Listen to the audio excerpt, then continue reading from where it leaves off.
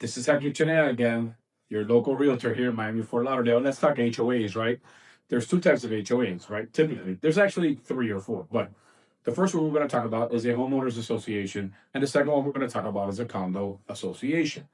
Why do we want to speak about both? Because one has typically very little control, and the other one has a lot of control. They call it a governing body. They're both governing bodies, but the homeowners association, some of them you don't even have to get an approval for you to move in and buy the home. You just buy the home and you start paying them and you're done. Typically, that range is anywhere between $50 a month. I've seen it as low as, and I've seen it as high as $200 a month.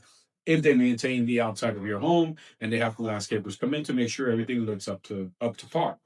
Now, the condo associations, what we call the homeowners for condos, are very, very different.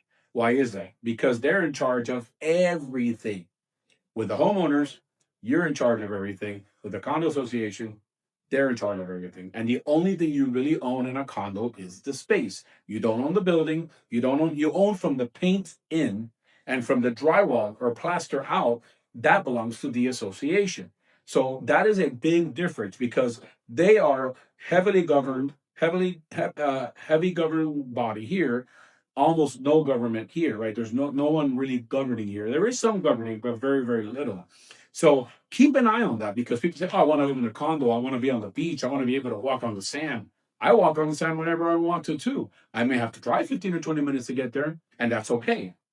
But I would rather drive there and govern myself 100%. I mean, I still got to pay my taxes to the government, right? But I don't want a governing body telling me uh, when I can make noise, when I cannot make noise. Am I bothering somebody below me or to the next door to me on either side?